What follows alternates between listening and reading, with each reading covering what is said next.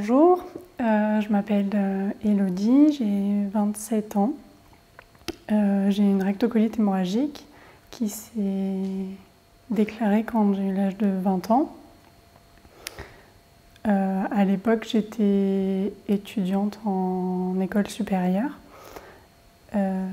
Autant dire que ma scolarité s'est pas vraiment bien terminée. Vu qu'à l'époque, je me sentais vraiment très seule dans la maladie. Je ne connaissais pas de patients atteints de cette maladie. Et mon premier gastro-entérologue a eu un discours assez dur, me conseillant de ne pas parler de la maladie, que ça serait plus discriminant qu'autre chose. Donc finalement, c'est ce que j'ai fait. J'ai pas trop parlé de la maladie et ma scolarité a été très compliquée suite au diagnostic, vu que j'arrivais plus à assumer la charge de travail, j'arrivais plus à assumer les cours, j'avais beaucoup d'absences, j'enchaînais les hospitalisations. Et petit à petit, finalement, je me suis retrouvée en décrochage scolaire jusqu'à arrêter complètement ma scolarité.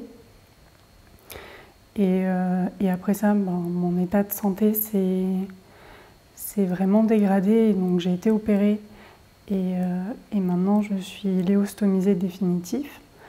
Et de ce parcours-là, ce que je tiens à retenir, c'est qu'on n'est vraiment pas seul face à la maladie. On a l'AFA, on a des patients, on a des soignants qui peuvent nous épauler. Et quand on est jeune malade, on ne le sait pas forcément, mais on a des droits en tant que patient.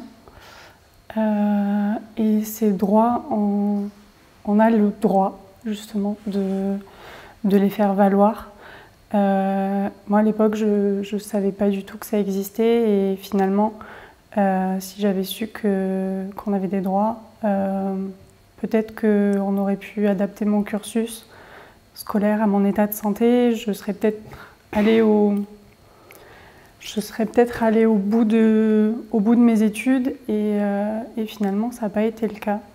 Donc si vous êtes dans ce cas-là, je vous invite à vraiment pousser l'établissement scolaire à vous accompagner réellement pour avoir une mise en place et une adaptation du cursus, que ce soit via l'infirmière scolaire, via les encadrants scolaires, ou alors aller voir une assistante sociale à l'extérieur. Et vraiment se faire aider pour aller au bout de vos projets et de vos envies. En conclusion, le séjour, c'est une petite bulle. C'est une petite bulle où on apprend à se connaître, à redécouvrir son corps ou à apprivoiser son corps avec une... Beaucoup ici la considèrent comme un intrus. Avec une stomie, pour moi, c'est une alliée qui fait que je suis en vie, qui fait que j'ai plus de douleur et qui fait que je vis très bien. Même s'il faut s'accommoder de cette stomie, le séjour, c'est un moyen d'apprendre à la gérer, à gérer son alimentation, à gérer son activité physique en fonction d'elle. Donc on apprend énormément de choses. On a un petit groupe hyper soudé, on échange, on sait qu'il n'y a pas de jugement. Si ça se met à faire du bruit, on s'en fiche, on est tous pareils. Donc on sait qu'il n'y aura pas le jugement comme quand on est en train de faire nos courses au supermarché.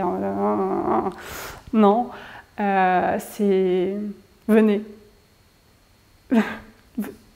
Tout simplement, venez, c'est juste un moment d'échange et de partage où on apprend sur tous les sujets du quotidien qui nous touchent. Et on apprend à s'aider, à se découvrir. Et il y a une super ambiance. Et on rigole et on partage. Venez avec nous, venez rigoler et venez profiter de la vie parce que la vie est belle.